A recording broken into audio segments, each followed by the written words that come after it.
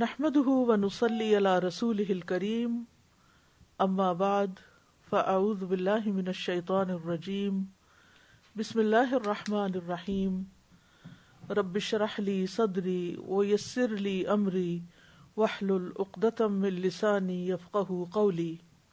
مسجد میں دائیں جانب سے داخل ہونا چاہیے۔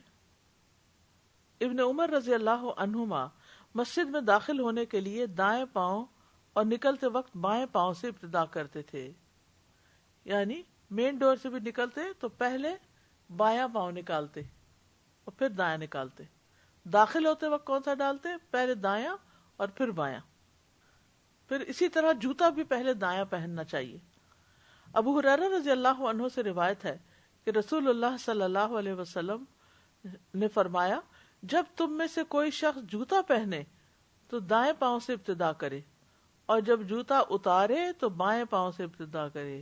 یہ بات یاد رکھیے گا، اتارتے وقت بایاں پاؤں ہوتا ہے، اور وہ دونوں جوتے پہنے یا دونوں اتارے، یعنی یہ نہیں کہ ایک جوتا پہن کے انسان اچھل کود شروع کر دے جیسے بچے عام طور پہ کرتے ہیں، تو پھر اس میں کیا ہے کہ یعنی کہ نقصان ہو سکتا ہے۔ ایک پاؤں پہن کے تو یعنی ایک پاؤں پہن کے بھاگ نکلتے ہیں ماں کے ہاتھوں سے چھوٹ کے، اور تو ایسا نہیں ہونا چاہیے۔ یا دونوں پاؤں میں جوتا ہونا چاہیے یا دونوں میں نہیں ہونا چاہیے۔ اور اگر پہنائیں بچوں کو بھی تو ان کو بتائیں، یعنی صرف یہ نہیں کہ آپ خود دائیں پاؤں میں پہنا کے بس ختم کر دیں کام، اور بتائیں کہ ہم بسم اللہ پڑھ کے کام کرتے ہیں اور دائیں ہاتھ سے شروع کرتے ہیں۔ پھر اسی طرح کھانا بھی دائیں ہاتھ سے کھانا چاہیے۔ عمر بن ابی سلمہ سے مروی ہے، وہ کہتے ہیں کہ میں بچہ تھا اور رسول اللہ صلی اللہ علیہ وسلم کی پرورش میں تھا۔ یہ حضرت زینب کے بیٹے ہیں، حضرت ابو سلمہ کے، اور کھاتے وقت میرا ہاتھ برتن میں چاروں طرف گھومتا تھا، تو رسول اللہ صلی اللہ علیہ وسلم نے مجھ سے فرمایا، اے بیٹے، بسم اللہ پڑھ لیا کرو اور اپنے دائیں ہاتھ سے کھایا کرو، اور برتن میں وہاں سے کھایا کرو جو جگہ تم سے نزدیک ہو۔ چنانچہ اس کے بعد ہمیشہ میں اسی ہدایت کے مطابق کھاتا رہا، یعنی اس کے بعد انہوں نے دوبارہ وہ چیز نہیں چھوڑی، چاہے نبی صلی اللہ علیہ وسلم دیکھ رہے ہوں یا نہ دیکھ رہے ہوں۔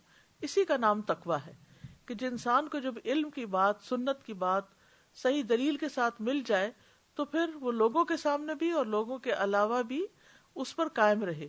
بعض اوقات ہم اپنے اکیلے ہوتے ہیں تو کچھ کام کر لیتے ہیں، لیکن جب لوگوں کی مجلس میں ہوتے ہیں تو پھر ویسے ہی کھاتے ہیں، ویسے ہی کام شروع کر دیتے ہیں چاہے جو دوسرے کر رہے ہوں۔ تو مسلمان کا ایک شعار ہوتا ہے اور وہ اس کے مطابق اپنی زندگی گزارتا ہے۔ اسی طرح اگر کسی کو کوئی درد ہو رہی ہے، دم کرنا ہے آپ کو، تو یا اپنے آپ کو کرنا ہے تو درد والی جگہ پر دایاں ہاتھ رکھ کے دم کریں، رائٹ ہینڈ۔ عثمان بن ابی العاص سے مروی ہے کہ وہ نبی صلی اللہ علیہ وسلم کے پاس آئے اور انہیں ایک تکلیف پہنچی تھی، قریب تھا کہ وہ تکلیف ان کو کام سے بیکار کر دے گی، یعنی صحابہ کو۔ تو انہوں نے نبی صلی اللہ علیہ وسلم سے اس کا ذکر کیا، تو نبی صلی اللہ علیہ وسلم نے ان سے کہا کہ اپنے دائیں ہاتھ کو تکلیف کی جگہ پر رکھ کر 7 مرتبہ ہاتھ پھیرتے ہوئے یوں کہو، اعوذ بعزت اللہ وقدرتہ من شر ما اجد واحاذر۔